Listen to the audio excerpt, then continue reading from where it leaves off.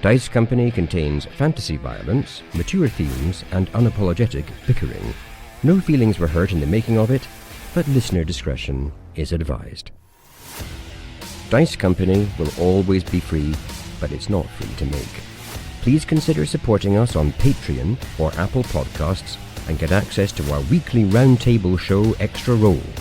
Just follow any of the links in the show notes for this chapter.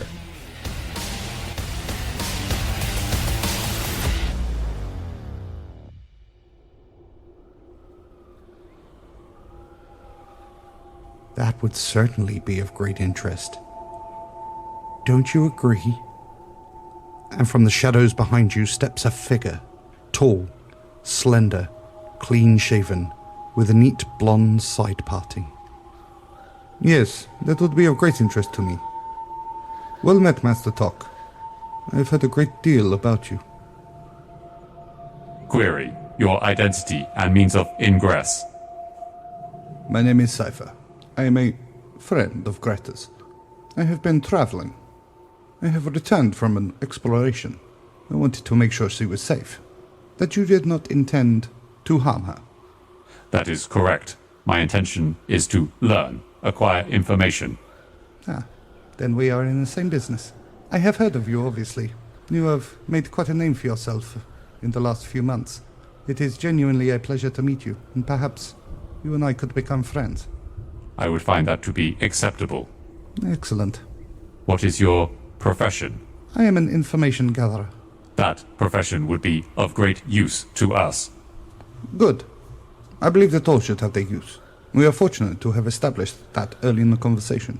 Greta, please give our automaton friend here all 3 blueprints, as a sign of good faith. And in return, I will take the communication stone for the spy in the fingers. What is the spy's name? The spy has no name. It is an automaton. I have taken control of the automaton. It guards the high security wing. Having spies in situations is always useful. It seems we have come to an agreement. Blueprints and communication stone for blueprints. Agreed? I would find that to be acceptable. Now that the first negotiation is out of the way, we should continue. I believe you have exclusive information, for which I need, and I definitely have information, which would be beneficial to you. Shall we begin? How would a trade of information take place? We do not need to overcomplicate things. I will give you the information first, and then you will give me the information in return. Does that sound acceptable to you? I would be unwilling to betray the interests or the persons of the crew of the Sterling airship or the Order of the Heron. I have no intention of putting you in a situation where you would betray your friends. Quite the opposite. Then I find your terms to be acceptable. Excellent. First things first, I have some blueprints of my own. You'll notice that these are blueprints for the vaults beneath the Dark Bank here in Shale. I believe this will be beneficial to you in the days and nights ahead. There are a series of obstacles which need to be overcome. I'm sure your companion Finnick already knows all of this, but just in case. And as an added benefit, this may be of some use to you personally. And he reaches into his perfectly tailored waistcoat and pulls out a handful of coins. He rifles through, picks one out, and flicks it towards you. This coin opens a portal to the chaotic Pandemonica. I think with your newly acquired blueprints, this may be of some use to you. That will be of great use. That is an item of value. You have my thanks. What information did you require? Your access to a spy in the fingers tells me that you were responsible for what happened there recently. That is correct. My first question is, do you know the location of Prisoner 1? Yes. Where is he? Prisoner 1 has no current location on this plane of existence. My second question, what is the last known location of Beniquez? The last known location of Beniquez was in Roanoke, in the Citadel. However, he acquired a means of transportation. His current location is unknown. I see. And finally, and perhaps most importantly, What do you know about the Emperor's moves to the continent of Goresh? The Emperor's reasoning is unknown to me. I may make suppositions, inferences, but nothing is certain. Well, why don't you indulge me and make suppositions? The Emperor was attempting to acquire the old continent of Cantioch. His plans were foiled by the death of the first prince of Denoflia. His rivalry with Wolf Eriksson, the Warden of Frosthollow, was ended with the Warden's death. Whilst aboard the Ravager, we acquired information, documents, maps. These may be of interest. They would be of much interest. Would you be willing to trade? Of course I would be willing to trade. I have some information that I think may be very beneficial to you and your party. I would find that to be acceptable. So Tock, being Tock, has obviously made copies of these things, and he's very willing to share basically all the documents we took from the Ravager airship, which I think this guy would really, really like. We've also got blueprints of the fingers, but I wish actually he'd probably quite like as well. So in fact, Tock will also retrieve the blueprints of the fingers, because he's got a spy in the fingers. The blueprints might actually help quite a bit.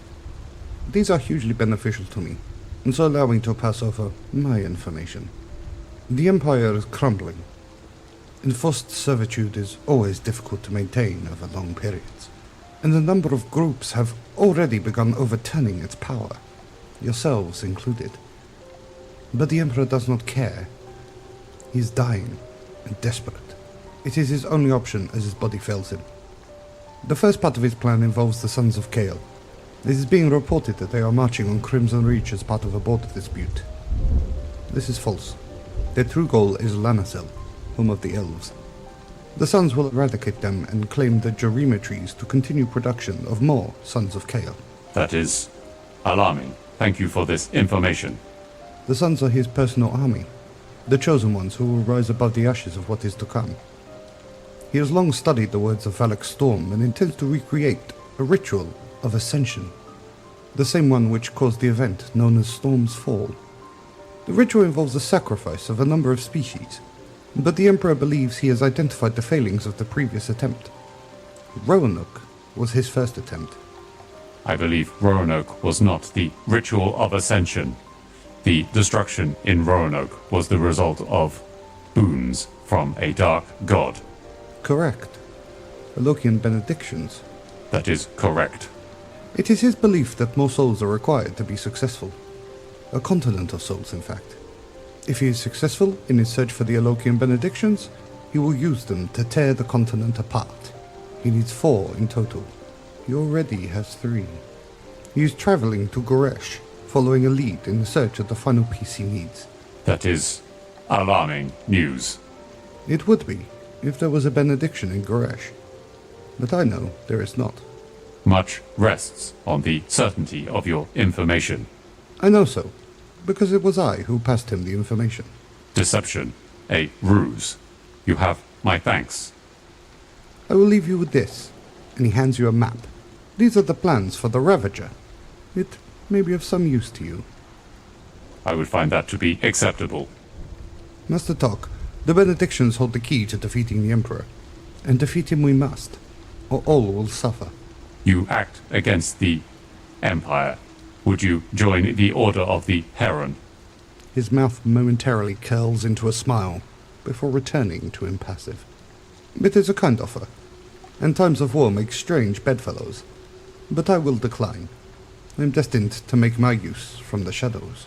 I would find that to be acceptable. Tock will offer him a sending stone. No, thank you. I do not use them. To use the tools of my enemy to defeat the enemy. And defeat him we must. There is no greater threat to our futures than him. I would find that to be acceptable. We have spoken enough. If you need to speak to me again, you may reach out to Greta. Until then, I wish you and your friends all the best, Master Tock. I doubt this will be our last meeting. And with a curt nod, he walks off towards the bridge.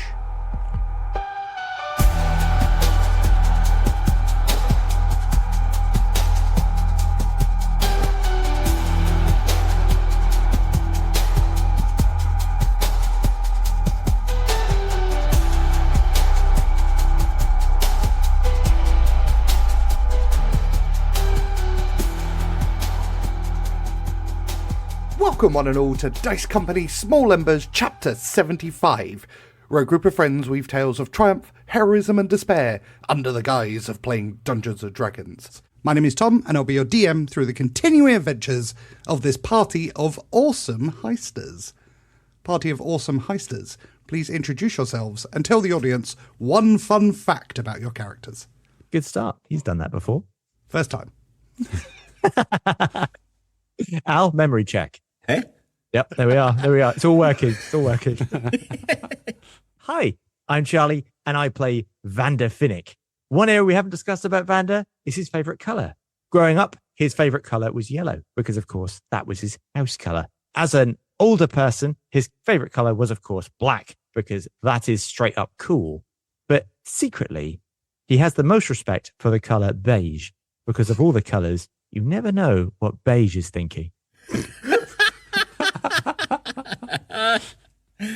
Oh, that's great. It's completely true as well. I think beige might be my favourite colour now. What is it thinking? What is it thinking? Exactly. Someone approaches you in beige. Why? What do they want? Nobody knows. Tock sticks to a solid grey. Hi, I'm Harry, and I play Tock, an imposing 6'8" automaton. Hooray! And Tock has had his first attempt at composing a song. My God. 01, 01, 01, 00, 01, 10, 10, 01, 01, 10, 00, 1, 1, 01, 10, 10, 1, 1. It's dedicated to Little Tick. Okay, so you read that, which makes me think, I mean, again, why is a big question, but I think I might know why. It means something. This is a Harry riddle. And none of us are clever enough to work out what it means. So listeners, over to you. What the hell was that and why? Someone translate for the love of God. There's a much longer version, but I thought I'd spare you. Thank you, Father. Yeah, cheers. It's like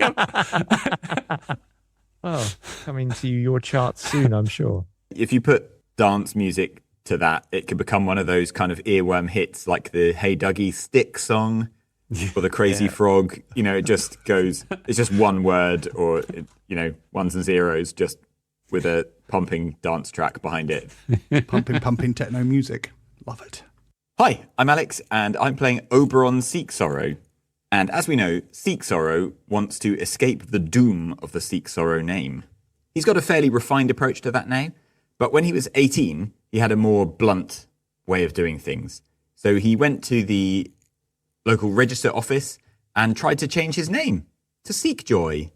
Unfortunately, the clerk in the office laughed, then laughed some more, and then laughed so hard that he fell unconscious. Seeksorrow just had to leave. It's gotta be the saddest fact I've ever heard. Sorrow sort? yeah. Sorrow found Seeksorrow on that day. But joy found the clerk. Yes, very true. Momentarily. Yeah. Before sorrow took its place. So housekeeping. Insert housekeeping spiel here. I'll do it later.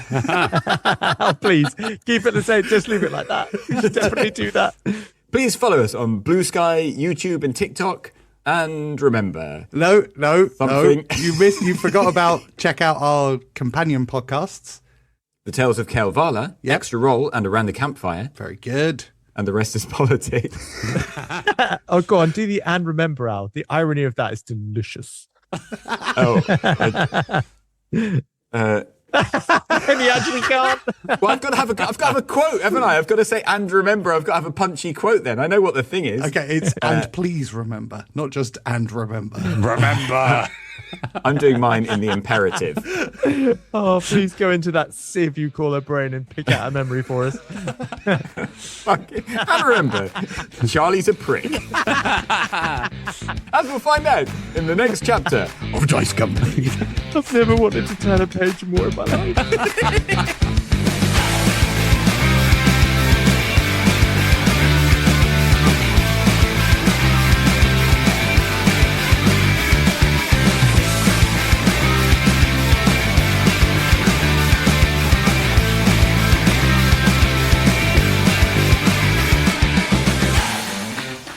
Previously on Small Embers.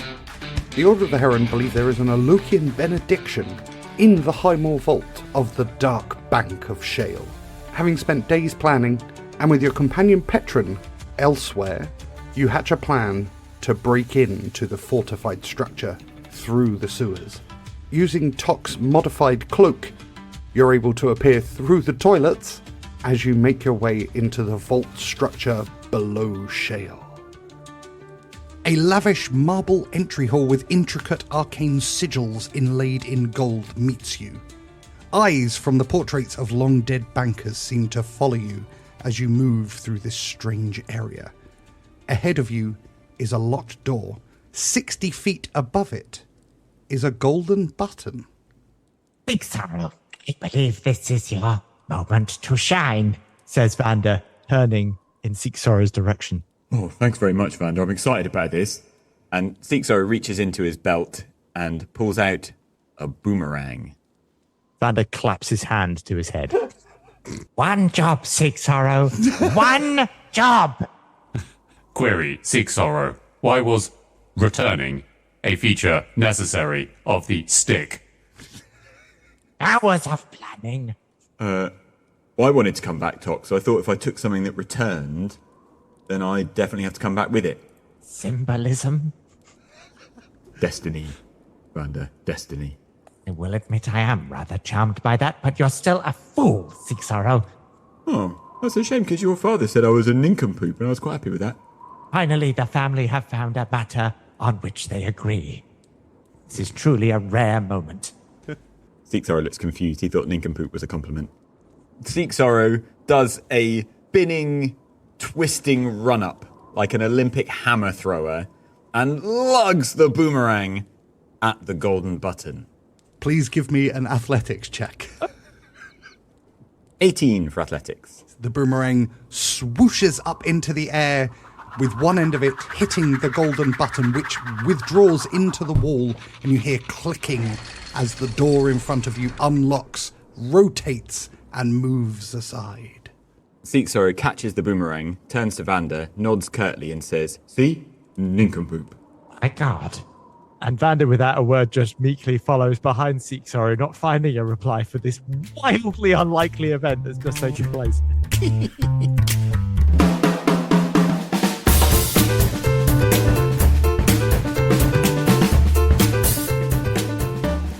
You move on through to a narrow corridor lined with golden gears and clockwork murals. The golden glow emanating from the murals flickers and then goes dark. Through the darkness, you can see red beams of arcane energy in a crisscross pattern. They block the entirety of the long corridor ahead of you. This is within my capabilities.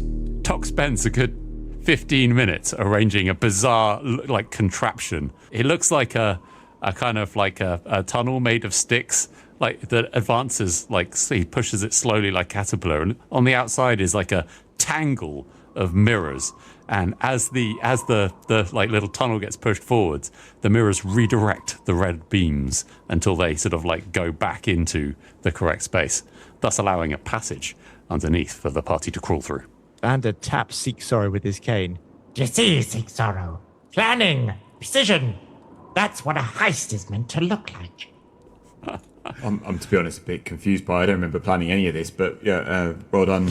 Please give me Gem Cutter's tools check. Now, before I do this, I'm going to guide myself. Justify. He's going to get Tock and Little Tick to help him adjust the mirrors, because you've got to have, see where they're going and where they came from at the same time. And you've got to work in perfect harmony. If they're helping you, you can have it at advantage as well. Booyah. Way 4 for guidance. There we go. A natural 20. So that will be a roll of a 37. My good grief. I would say comfortably the highest roll we've had. I think quite possibly, yeah. Yeah, the dark bank melts and we walk out with all the treasure. The rest of you watch as Tock, Tick and Little Tick construct this strange caterpillar-like device with loads of mirrors on it and slowly edge it through. And actually, the arcane beams, the moment they start hitting them, they start reflecting back into their point of origin, and you see them almost short-circuit. And as he moves through, they're dissipating, allowing you completely free access. Masterful work, Tock, Vander says admiringly. It is fortunate that mirrors reflected the beams. I was not certain. It was a calculated risk, Vander. Well, I do enjoy those, Tock, but well done all the same. Calculations of yours are usually correct. That is correct. Colourful language, less so. Language may not possess color, Vander. It is sound. How do I exit this conversation, Tock, without doing you any injury? A question I often ask myself. Vander, by ceasing talking. Vander nods. That was a game of chicken that we all lost. Yeah. And you move through to the next room.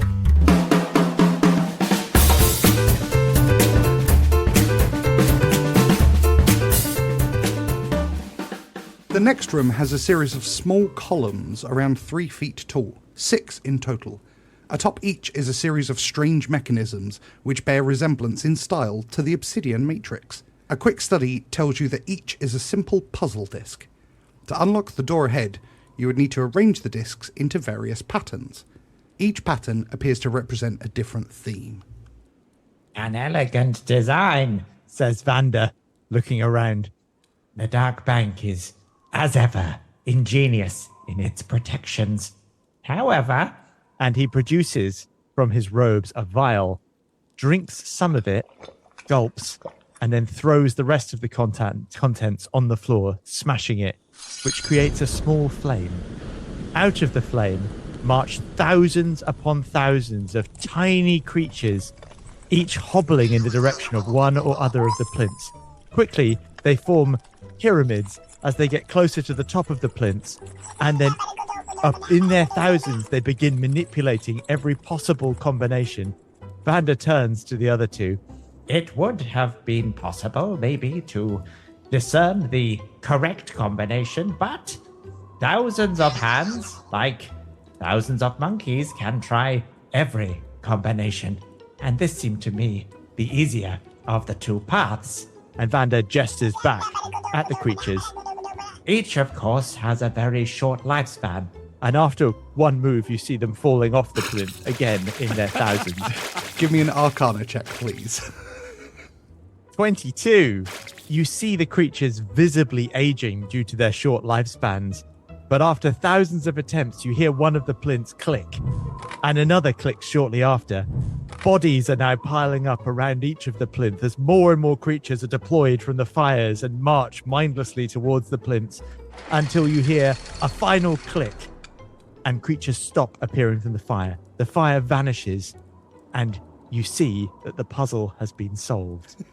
Ah, success! As I predicted, says Vander, picking his way through the aftermath. Tock's going to turn to Seeksorrow and say, truly, he is a grim sower. Yeah, I'd say so. And Seeksorrow is just looking around at this devastation. He has no idea what to think. And he just turns and stares at Vander. Do not fear, Seeksorrow. These creatures long to fulfill a task, and their evolutionary advantage is their extraordinary production rate. Much like humans. That's an interesting point of view, Tock, says Vander, looking slightly worriedly at Tock. And Seeksorrow spares a worried look for Tock and then continues looking in a worried way at Vander. This was the most elegant solution, as we have wasted little time, and at the same time shown the Dark Bank that there are more than a few ways to solve a complex puzzle. Also, top killer. The kill list sees all. And you move on.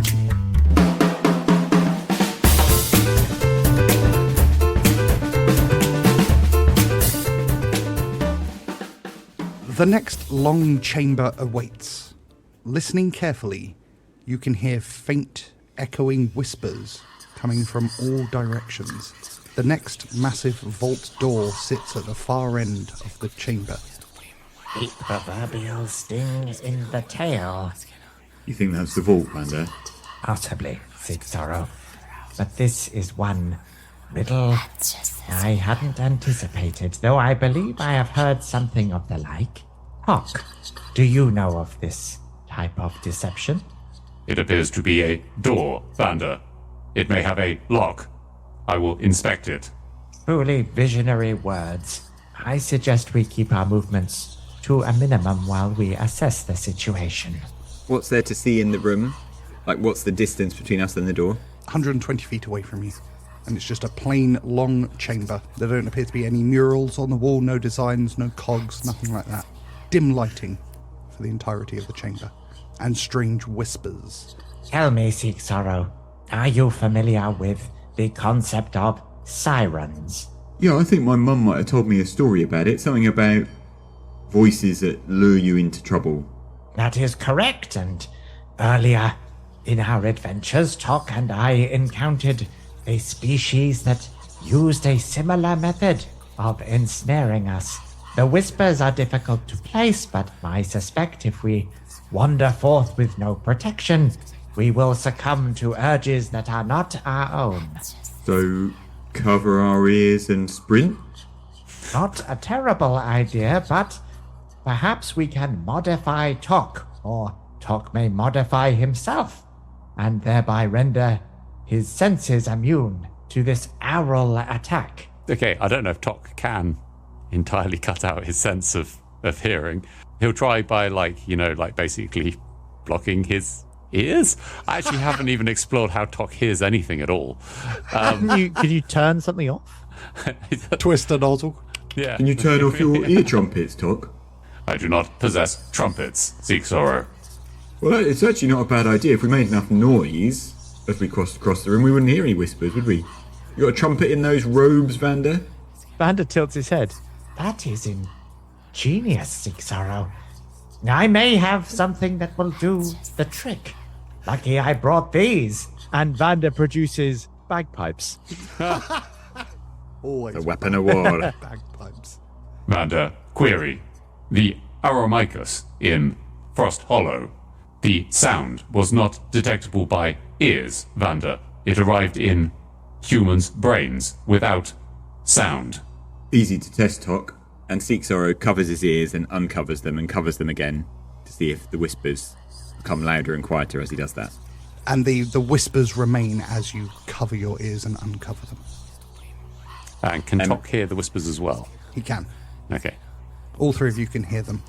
Try a tune on your pipes, Vander. Because Seeksorrow wants to see if it drowns out the sound, even though it's not being received through his ears, if that makes sense. Vander begins to play on the pipes. Cool. Give me a bagpipes check, please. Is he making this check for how well he can play or how loudly he can play? It's a charisma-based check, and I've got a 16. Vander strikes up the bagpipes, which fill the chamber with a deafening sound as it reflects off all surfaces. You can't hear the whispers over the sound of the bagpipes playing. Vander looks to his right and to his left meaningfully, and then begins to march forward to the sound of the pipes. I believe it is too late for stealth, Seeksorrow. Yeah, I think you're right, Tock. And Seeksorrow pulls out his shovel and an iron pot and starts banging them together as he walks along like a drummer with Vander. But this is not drumming. This is discordant, random, just banging on a pot with a shovel. He's not on a rhythm. Tock waits for a second, kind of considers, and then just walks forward with his feet just thumping as he hits the ground. You look nuts. And you make it safely to the far end, and the door, which remains shut in front of you, appears to have a very simple spin element that can be spun to unlock and open the door. Vander's going to have to keep playing the pipes unless... Tock is the only one who isn't using his hands to produce the noise, so he will turn the wheel to open the door. Waiting for a second to just check to see if there are any traps around that are, super obvious. Excellent. Cool. Give me an investigation or perception check at disadvantage, please. I figured the sound of the bagpipes and the pot being smashed. It's distracting, fair enough. Okay, investigation at disadvantage. Ooh. Oh. Well, it was a bad roll, so only an 18. Pausing for just the briefest second before opening the door, you notice that there is indeed a trap on this door. Alarm! No one hears. For once. It appears to trigger when the door is opened, which would cause a spell to be cast into the area where you are standing. Can I see what the mechanism would be? Do you have thieves' tools? I know you've got most tools. I have got thieves' tools, yes. Excellent. Because I made them. Of course you did. Can I have a thieves' tools check, please? I rolled terribly. 52. Okay, so Tock is going to slide his armoured gauntlets apart, revealing his fleshy human skin hands. Then, before making this test at disadvantage, Tock reaches into his pouch and removes a small vial, which he is going to lift up to the small straw that comes out the bottom of his face cliff. I love that that's the description as well. It's just accepted now. And he'll finish off the drink in this vial before attempting it. This is a Tock's version of a glyph of warding, and it contains the spell Enhance Ability, Dexterity. Because I saw this coming! Okay, Well right. played. Cool. So it'll be a standard dexterity check then. Yeah, a standard check. So normal, and then Tock gets +5 to Thieves' Tools because he's got Vander's skin on his hands. so, Damn it. so grim. Oh, it's a good thing I rolled a 4, which gives me a roll of 15. Very nice. That's a fail. Everyone, please give me wisdom saving throws. Shit. A wave of dark energy ripples across the space and envelops all three of you. Tock mentally prepares himself with his flash of genius. Of course he does. Tock gets a 26. I'm gonna play lucky. What did you roll? I rolled a 14, which given my wisdom boost is ridiculous. Ooh. I'm gonna re-roll that. 18. I got 8. But I'm going to use Indomitable. Which means beginning at 9th level, I can re-roll a saving throw that I fail. Ooh, very nice. I must use the new roll. 20! Very I've only nice. got +1 to wisdom, so to get an 18, even with my Indomitable, I needed to roll high there. So I rolled a 19. The wave of dark energy ripples across you, but mentally you steel yourself against it, despite the sound of bagpipes and pans and Tock's clanking feet. You take no damage. However, for the briefest moment, Vander and Seeksorrow, you are plagued with scenes from your life in the past as you relive your greatest regret. Suddenly, Vander feels rain pouring down his face, and the darkness of the underground turning to the darkness of night air, as once again he finds himself staring through the railings into a fine, stately home. He looks through the rain-soaked window pane, and there he sees nobles laughing and discussing events of the day. In amidst them, sees her laughing with nobles and seeming to enjoy herself. To his mind, she seems thoughtless that he's no longer in her world, that she has left him behind. And torn with sorrow and hatred, he turns away from the railings and makes his way into the darkness, his decision made to follow a life without her in it as well.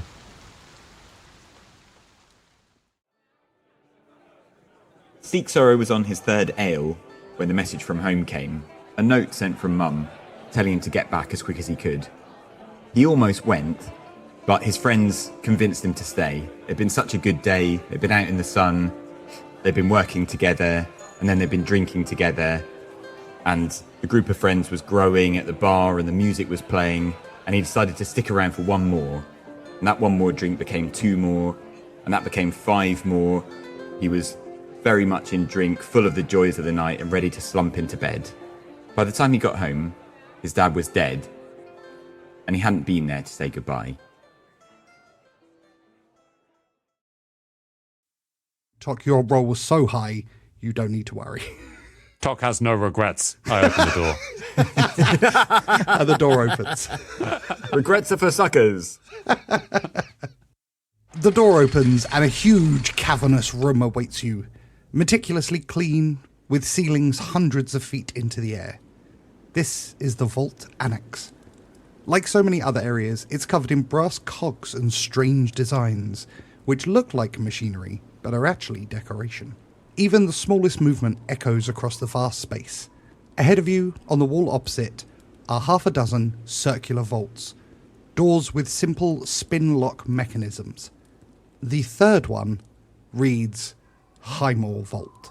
Vander, these gears are merely decorative. I do not understand their purpose. It is often the case, Tock, that great families rely on some illusory apparatus to make ourselves appear more wealthy or deceptive than we actually are. Happily, I am aware that my father prefers the older solutions. And from Vander's robes, he produces a simple key and places it in a nook. It's not shaped as a keyhole, nevertheless accepts the key, and he gives it a twist. And with a clunk and a whir, the door to the Highmore Vault opens. Protected by deception. That is wise. Necessary, Tock, as are so many deceptions. Seeksorrow stations himself against the open door because he's suspicious that in this kind of place the door might suddenly slam shut. So he kind of puts the handle of his axe in the ground and braces his foot against it, holding the door open. Vander's at the threshold looking in. Tock's standing next to Vander, I guess. You look into the Highmore Vault, which is stacked floor to ceiling with chests, dark wood with copper bands holding the contents in place. It is a relatively small vault, and you can count 17 treasure chests stacked neatly in the corners of this vault. However, sat pride of place in the centre is a statue. It shows a man on one knee covering his face with his left hand. His right hand is reaching forward, fingers splayed, and on the fourth finger is a gaudy looking ring, overly large, square in shape, and odd. There she is, Says Vander, gesturing at the ring. It is not a further deception, Vander. It is always a further deception, Tock. That's part of the fun. The question is, where do the traps lie this time? And Vander's eye roves the chests. And Seeksorrow can't help but to look into the vault, just to have a look at the ring on the finger. And he's looking to see whether it's the same finger that Vander is missing. Vander, give me an investigation check, and Seeksorrow, give me an investigation check. Or perception. Your choice. And Vander, you are guided. A 22, and the guiding gives me An extra 4 to it. 26. And that's 11 for Seeksorrow, who probably can't quite see very well from his position at the door. Vander, as you look around at the chests, obviously wary of deception, you notice inbuilt into the cog-decorated walls are the shapes of automatons. They are hidden from you, presumably protective. And you suspect that any movement into the vault would cause them to activate. I must confess, even for the Dark Bank, this is an ingenious defense mechanism. Look, boys, concealed in the walls, automatons, no doubt, which will activate should we take a step inside. A formidable foe, would you not agree, Tock? I would agree, Vander. It may also be an opportunity. Do go on, Tock. Capable automatons are rare. They may be taken as well. An interesting proposition. And how would you go about the taking of them? Undetermined. I see. It strikes me that my family would have had a means of controlling them. Something that a Highmore could use that may not even be available to the bank. A word or phrase, perhaps. Maybe the family words? Your family own words, Vander. Surely they can be used freely by any human. Wrong again, Tock. Nobles can buy anything. And Vander turns to the darkness. Truth speaks last. The automatons jerk to life and step out of their holes. They turn to face you, their eyes red. And then they deactivate and take a knee. Vander turns, a smile from ear to broken ear. The mind is truly a wonderful thing when motivated to treasure, is it not, Tock? That is correct, Vander. You are as perceptive as ever. Yes! Says Vander, sensing absolutely nothing but delicious praise flowing in his direction.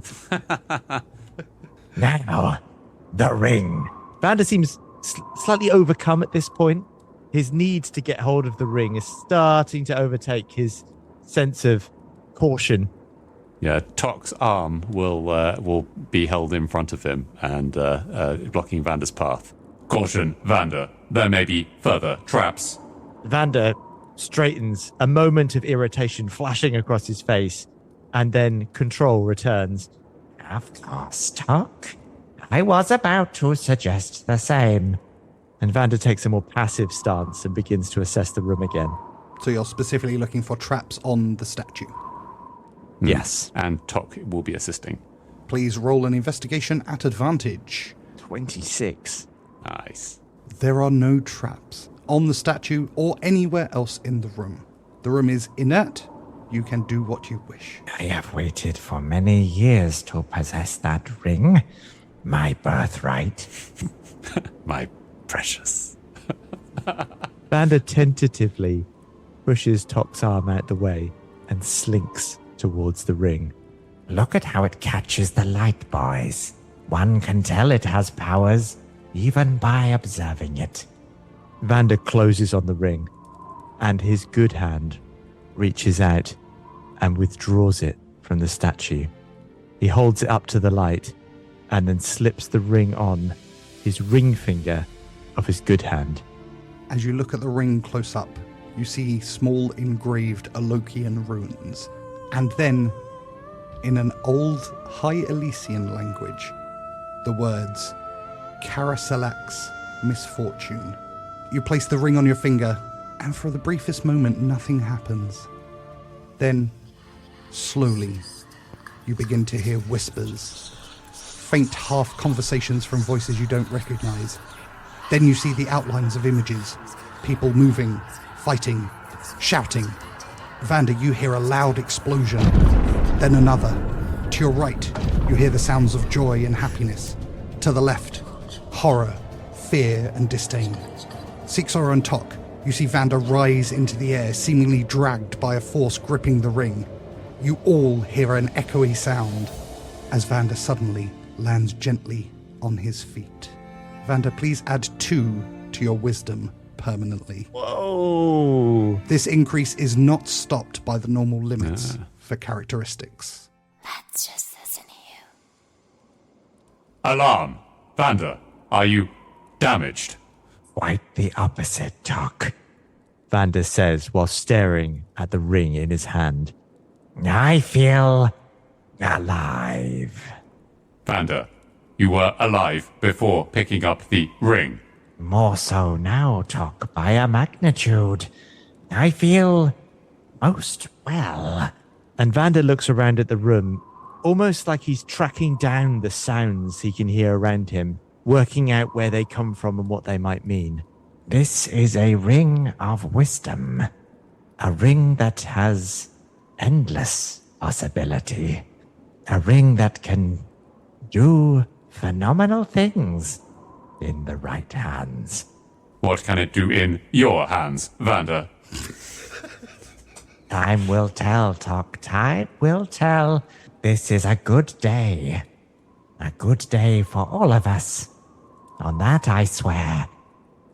Now, the question is, how do we leave this place without a scratch on our collective bodies? Let me see. And Vander places his hand with the ring to his forehead, just feeling the energy of the ring and enjoying the sensations of increased ability as they thrum through his body. Would you say it's precious to you? If I'm angry, it's your fault, Seeksorrow.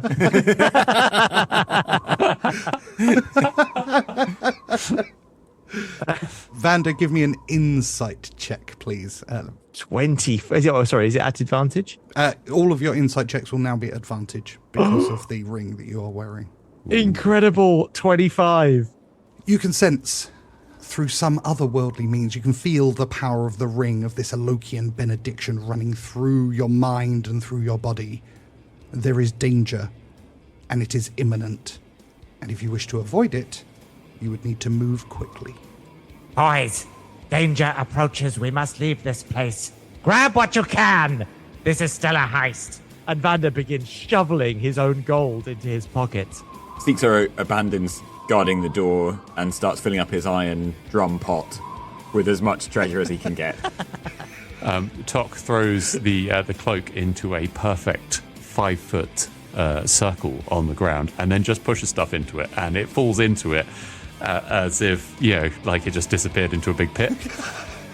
This is just like the Idaho James book said it would be. Tick will now be outside the portable hole as well, just for capacity's sake. Tock, is there room in your cloak for the automatons? I believe so, Vander. I command you to dive in there, says Vander, pointing his ring hand at the cloak on the floor. And the automatons dutifully stand up, march forward, and dive headfirst into the cloak hole. Tock will gather the cloak up and, tuck it into his belt. Tock, the old ways work the best, says Vander, climbing on Tock's back. He'll turn to Seeksorrow and say, Seeksorrow, would you like to climb on Tick's back? No, I'm alright, Tock. I can run for myself. I find that to be acceptable. Well, shame for Petren to miss this. He'd have liked his revenge on old Mr. Highmore. And then Seeksorrow, as they bowl out of the vault, he throws a solitary gold coin back into the vault and goes, buy yourself a suit. The single gold coin rattles into the empty vault as you turn and sprint away, joining Tock with Vander on his back. The decorative cogs on the walls begin to blast out arcane power. Explosions fill the air as you sprint, but you're always one step ahead as you make your way out of the dark bank. And we will end it there.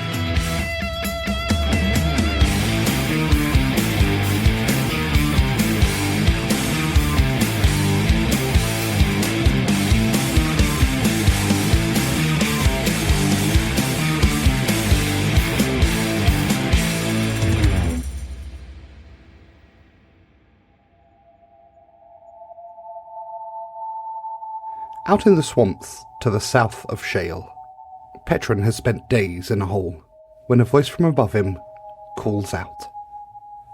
Do you need help? No, I'm fine. And Petren sort of seems to snap to himself. He stamps the staff into the ground, and the staff instantly changes into an oak tree. And so Petren kind of uses that to propel himself up to the surface almost in an instant, in a way which I imagine is quite startling to whoever's at the top of the hole. As you rise out of the hole atop the ever-growing tree, the figure who called out to you takes 2 calculated steps backwards to avoid being hit by any branches.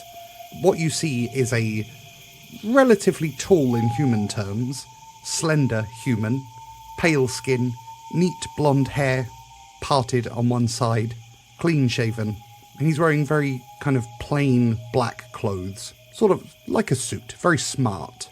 Without any precursors or niceties, Petren just goes, Have you seen someone like me? Have you seen anyone like me around here? You're big, bluish. I have not seen anyone like you ever before. You're sure? You're absolutely sure now? Cast your mind back. No one at all around here. Are you local? Do you know the area? I know the area quite well, yes. But I followed, there were footsteps, and then I saw a shape, and there's the journal, and it's, I was so sure. It is quite impressive, the power that you have displayed here. You appear to have grown a tree out of absolutely nothing. What's that? Oh yeah, you're right. I did do that. quite handy staff. And Petren's going to grab the trunk and turn it back into his staff before he forgets and leaves it behind. I was in Shale and we thought we saw another furbog, and I came here and I found a hole, and I've been reading and things, and then you turned up. Who is we? Oh, me and Cuthbert. Say hello, Cuthbert. He looks around, and Cuthbert's head pops up. Squeak! Interesting. It is a companion of yours? Oh, that's right. Yeah, he's my oldest friend these days, Cuthbert. Yeah, we've been together some time now. I have to excuse me. It is quite unusual to see a creature I've not seen before sitting in a hole in the bogs of Shale. You local to Shale? Oh, I'm a visitor. Yeah, Petren at this point sort of comes to himself a little bit and realizes that he's just been launching questions at this person. And he's like, I see what you mean. It is a little bit odd, isn't it? I'm sorry. I'll try to start again.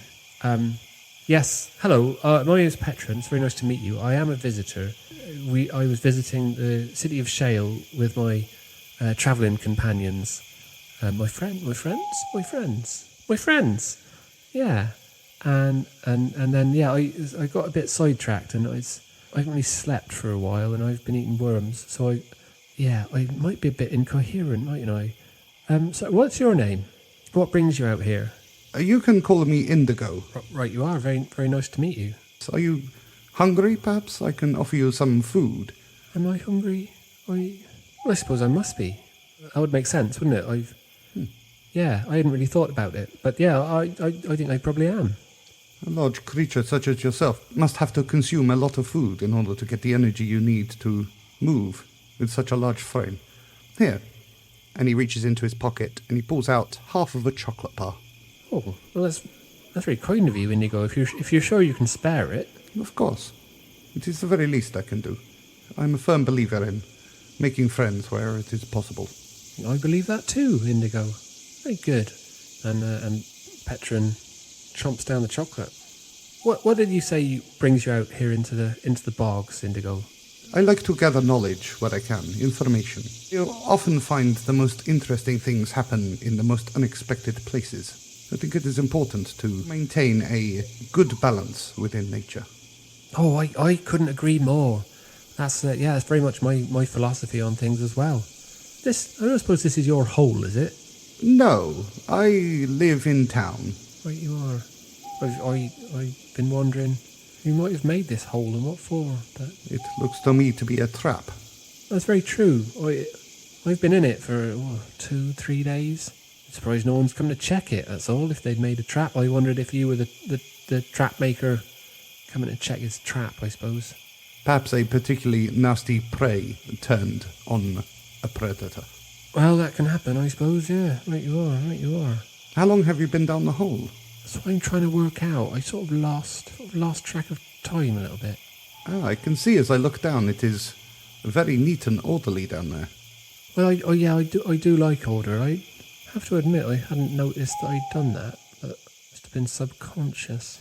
We are kindred spirits. As important as I think the link with nature is, I think order within nature is the most beautiful thing. Right you are. Well, are you heading back to Shale, Indigo? I'm not ready to return just yet. I feel I've achieved quite a lot and learned quite a bit of information already. Meeting you is a boon in and of itself. Right you are. What else have you discovered on your travels? You see his eyes squint very slightly. I have found there is a particular type of mushroom that I have not seen before. I am interested to take it back and turn it into a soup. Oh, right. That's a wonderful discovery. We've got a friend who'd be very interested in that, I reckon. Where are your friends? Why are you out here alone? Well, I was saying I saw what I thought was this furbog, you see, and I wanted to get straight after it, so I had to leave them behind. But I'm sure they'll still be there. I'll catch up back in town. Yeah, they are good friends of yours, I take it. I mean, surely they should worry about you, would they not, if you just disappeared? Oh, well, I left them a note. I see, explaining exactly where you were going and what you were doing. Well, yeah, I mean, to the extent that I knew where I was going and what I was doing, yeah. It's good of you to be concerned, Indigo, but I'm sure it's all right. It is interesting learning about different cultures and the way that relationships are formed and maintained. Yeah, well, I have to tell you, Indigo, it's an interest of mine as well. I'm trying to work it out as I go along, you see. Until quite recently, I hadn't interacted with people for many years, and working out the ins and outs of it has been tricky, but I sort of enjoyed it in a way. But I think I'm getting the hang of it. But what is it that put you in contact with people? Why were you not with people to begin with? oh well, I was living in this grove, place some distance from here, not far from Frost Hollow. I have heard of Frost Hollow before. It is a long way away from here. That's right, yeah, very long way indeed. Do you not find that you miss it? Well, that's an interesting question. I miss the landscape around Frost Hollow had pretty much changed for the worse in the last 10 years or so. So I can't say that I miss it for what it was. I miss the opportunity to see what it might be. Does that make sense? Of course. Potential is important. And imagination even more so. That's right. You're a very wise chap, Indigo, if you don't mind my saying. These are very kind words, and I accept them. Thank you. Well, I think I'd probably better be on my way, actually. I don't want to miss them. And Your friends. that's right, yeah. But maybe I'll see you back in Shale, would I? Quite possibly. Who knows? The way that the weave will lead us in different directions. Well, we've been visiting a tavern called the Shaggy Captain. So I don't know, if you get the opportunity to stop by, I suppose it's possible we might be there and we could say hello. You might find that you're friendly with the other people in my group as well. Well, I'm always willing to make new friends and learn new things. Well, this has been a pleasant meeting. Very nice. All right. Well, all the best, and I may see you in the future. If I may leave you with one small gift. Oh, well, the chocolate was lovely. There's no need to do anything else, Indigo. He ignores your protestations and reaches into the small pocket at the front of his waistcoat, and he pulls out a small, battered-looking coin. I think this may be of some use to you in the days and weeks ahead. It is a simple way to transport yourself great distances very quickly. Like a portal. I went through a portal once. I'm not sure I liked it. But... Then perhaps the gift is not good for you.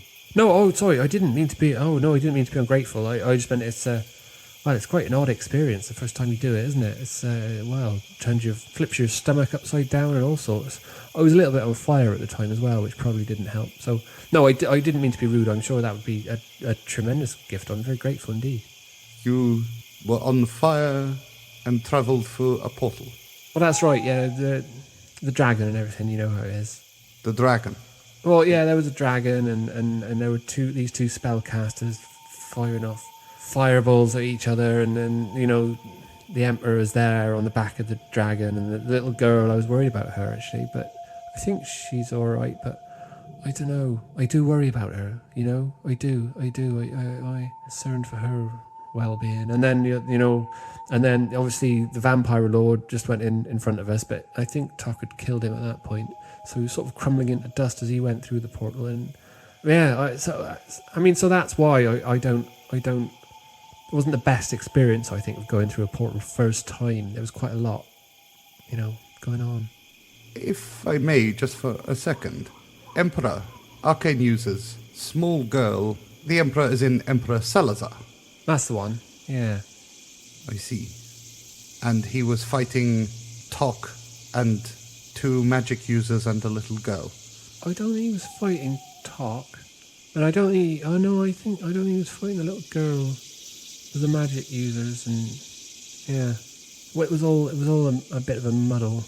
I apologise that I don't have anything that I can give you in kind, but yeah, sorry about that.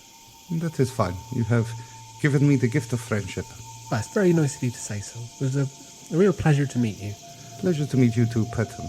And Indigo moves off into the wilderness. And, with that, Petren is going to glance around, check out the constellations, use them to work out which way is north, and be on his way.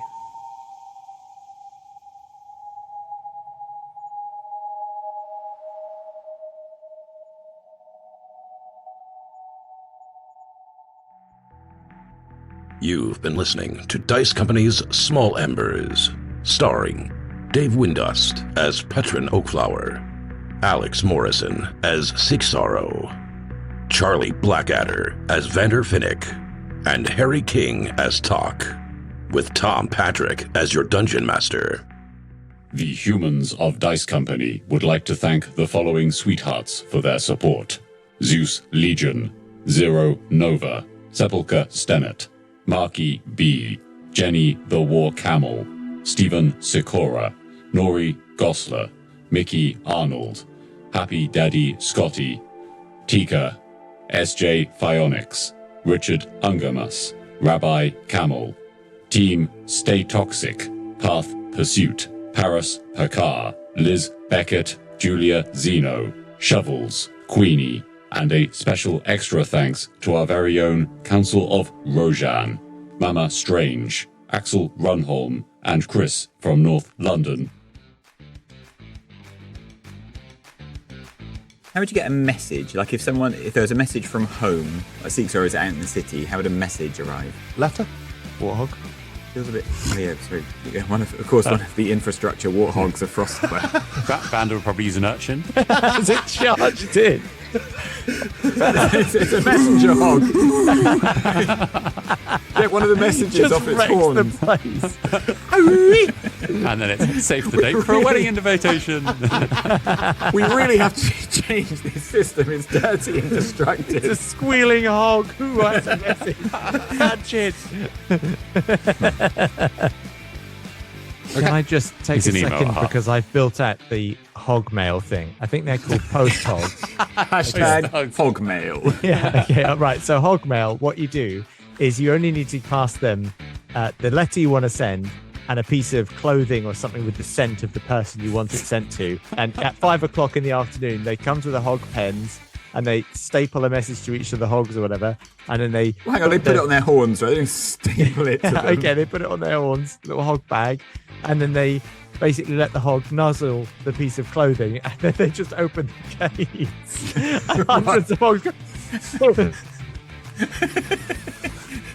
Why do they do it all at once? It's a very chaotic approach to hogmail. Because that way, every town knows at 5 o'clock to shut your doors while the hogmail comes through. And if you're No one unlucky wants enough, letters? nobody wants letters. But hundreds of hogs will just sprint through the town and just smash into the buildings they need to get into through windows, overturning carts. Hogmail. I do very much like the sound of hogmail. Can we have that as canon, Dom? No. I want one town that has hogmail. Mate, we can. That could be a fun fact. We can canonize whatever we want. God damn it. So I'm pretty sure that's a thing in America in the Midwest, isn't it? Just without the letters. Yeah.